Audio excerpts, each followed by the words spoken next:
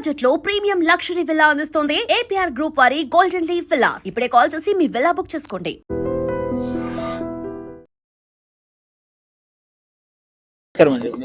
నమస్తే, మీ పేరు? Doctor of Tirumala Shetty. మల్కాజ్గిరిలో ఒక ఇన్సిడెంట్ జరిగింది కదా, కన్న తల్లి పాపని చంపేసింది, బిల్డింగ్ మీద నుంచి నెట్టి. ఏమనిపిస్తుంది? ఇలాంటి సంఘటనలు వరుసగా జరుగుతూనే ఉన్నాయి, వింటూనే ఉన్నాయి. ఆమెకేమైనా మెంటలా లేకపోతే పిచ్చా? చక్కగా ఎంత క్యూట్గా ఎంత ముద్దుగా ఉంది ఆ పాప. చంపడానికి చేతులు ఎలా వచ్చినాయి? ఇదేదో కొంచెం తేడాగా ఉంది. ఎందుకు చంపింది? అసలు చంపాల్సినంత అవసరం ఏంటి? కానీ పెంచి 7-8 ఏళ్ళు పెంచుకున్న బిడ్డని ఏ తల్లైనా చంపుతుందా? తన కడుపు కట్టుకోనైనా కానీ బిడ్డని పెంచి పెద్ద చేసుకునేటటువంటి తల్లిదండ్రులు ఉన్నారు. అటువంటి తల్లిగా ఉండి నువ్వు చంపడానికి అసలు నీకు చేతులు ఎలా వచ్చినాయి? నీకు పెంచడం చేత కాబట్టి మాలాంటి వాళ్ళకి దానం చేయొచ్చుగా, మేము పెంచుకుంటాంగా. ఎక్కడైనా ఏదైనా అనాథ శరణంలో వదిలేయొచ్చుగా, వాళ్ళైనా పెంచుకుంటారుగా. మదర్ది అంటే స్టెబిలిటీ కూడా కరెక్ట్గా ఉందంటారా? అంటే కొంతమంది ఏమో మెంటల్ గా బాగానే ఉంటుంది అంటారు, కొంతమంది కొంచెం అప్పుడప్పుడు డిఫరెంట్ గా చేస్తుంది, బిహేవ్ చేస్తాను అని అంటున్నారు. స్టెబిలిటీ కరెక్ట్ లేకపోవడం ఏమీ లేదు. పిల్లల్ని కన్నప్పుడు స్టెబిలిటీ లేదా? పెళ్లి చేసుకున్నప్పుడు స్టెబిలిటీ లేదా? భర్తతోటి వైవాహిక జీవితాన్ని పంచుకున్నప్పుడు స్టెబిలిటీ లేదా? ఈ మధ్యలో స్టెబిలిటీ ఎటుపోయింది? ఒక 60 ఏళ్ళు వచ్చినాయా, 70 ఏళ్ళు వచ్చినాయా స్టెబిలిటీని కోల్పోవడానికి? స్టెబిలిటీ అనేది ఒకటి ఫేక్, అదంతా కాదు. ఈమె ఏదో ఉద్దేశపూర్వకంగా చంపుంటుంది. పోలీసులు 4 తగిలిచ్చి సరిగ్గా లాగితే అన్ని నిజాలు బయటకు వస్తాయి. మొన్న కూడా ఒకటి ఇక్కడ బీరంగూడలో అమ్మాయి ప్రేమించిందని అమ్మాయిని కొట్టబోతే ప్రేమించిన అబ్బాయి వచ్చి అడ్డుపడితే వాడిని చంపి ఈ పరువు హత్యలు. ఇంక పరువు ఉందా? ఆమెకు పరువు లేదు, ఇంక ప్రతిష్ట అంతకంటే లేదు.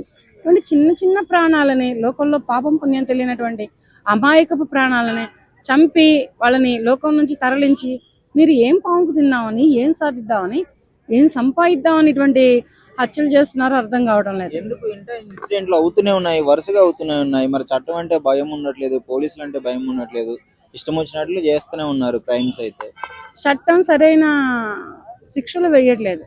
ఫస్ట్ ఆడోళ్ళని దయ తలుస్తుందా లేకపోతే ఎందుకో తెలియదు, కానీ చట్టం దృష్టిలో ఆడ మగ తేడా ఉండదు.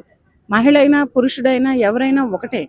కానీ ఇటువంటి దారుణమైనటువంటి మారణ హోమాలు చేస్తుంటే, జరుగుతుంటే చట్టాలు మరి న్యాయాలు ఎటువంటి శిక్షలు వేస్తే వీళ్ళకి సరైన న్యాయం జరిగిద్ది అంటే కాలు చెయ్యి తీసి రోడ్డు మీద పడేయాలి. మీకేమనిపిస్తుంది ఇలాంటి ఇన్సిడెంట్స్ విన్నప్పుడు?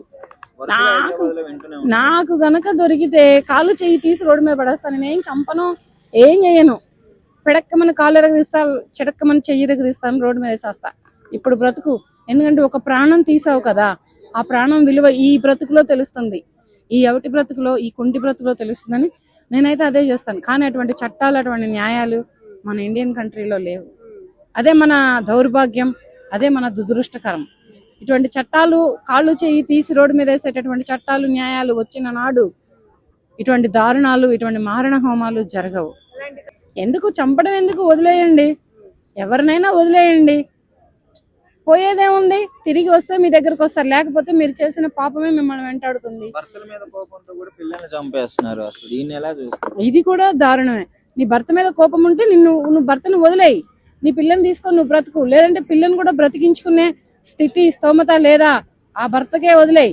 తనకి బంధువులు ఉంటారు, తనకి చుట్టాలు ఉంటారు, వాళ్ళు చూసుకుంటారు. లేకపోతే ఆ భర్తే ఆ బిడ్డని, ఆ తండ్రి ఆ బిడ్డని పొట్ట కట్టుకొని పెంచుకుంటాడు, వెనక మళ్ళీ ఈపి కట్టుకొని పెంచుకుంటాడు.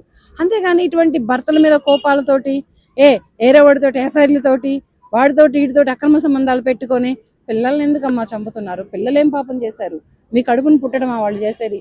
IVF సెంటర్ల చుట్టూ బొచ్చేడు మంది తిరుగుతున్నారు, లక్షల్లో ఫీజులు పోస్తున్నారు, వాళ్ళకి పుడతల పిల్లలు. మీలాంటి దరిద్రులకి, దౌర్భాగ్యులకి ఇస్తున్నాడు దేవుడు పిల్లల్ని. ఇటువంటి అమాయకులైనటువంటి పిల్లల్ని మీలాంటి వాళ్ళకే ఇస్తున్నాడు. ఎందుకంటే మీ చేతుల్లో బలైపోవాలి కదా. IVF సెంటర్లు ఎన్ని పుట్టగొడుగుల్లో గల్లీ కోడి పుట్టుకొస్తుంది, 4 అడుగులకు ఒక IVF సెంటర్ పుట్టుకొస్తుంది. ఇప్పుడున్న జనరేషన్లో వాళ్ళకి పుడతలేదు పిల్లలు. మీలాంటి ఎటువంటి మిమ్మల్ని ఏమనాలి అంటే నాకు అర్థం కావటం లేదు. ఏమన్నా తక్కువే ప్రస్తుతానికి. వీళ్ళని మాత్రం వదిలొద్దండి. నేను చట్టాలకి న్యాయాలకి ఒకటే చెప్పుకుంటున్నాను, కాళ్ళు చేతులు తీసి రోడ్డు మీద పడేయండి అయ్యా. ఇటువంటి వాళ్ళని ఎంతమంది చంపితే అంతమందిని కూడా కాళ్ళు చేతులు తీసి రోడ్డు మీద పడేయండి అయ్యా. పడేస్తే సరైన న్యాయం జరిగినట్టు, చనిపోయిన వాళ్ళకు కూడా సరైన ధర్మం జరిగినట్లు నేను భావిస్తాను. And for more videos, Please subscribe to iDream. Please subscribe to iDream. Please subscribe iDream. And please subscribe to iDream. For more videos, subscribe to iDream. please like, share and subscribe to the channel. Congratulations, iDream. Subscribe to iDream. Subscribe to iDream. So subscribe to iDream Media.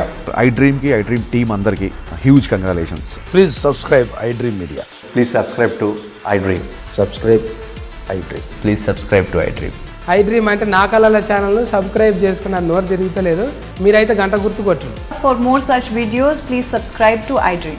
Subscribe to iDream. Please subscribe to iDream. Please subscribe iDream Media. Please do subscribe to iDream. Please subscribe to iDream Media. For best entertainment and information, please subscribe iDream. And don't forget to subscribe to iDream.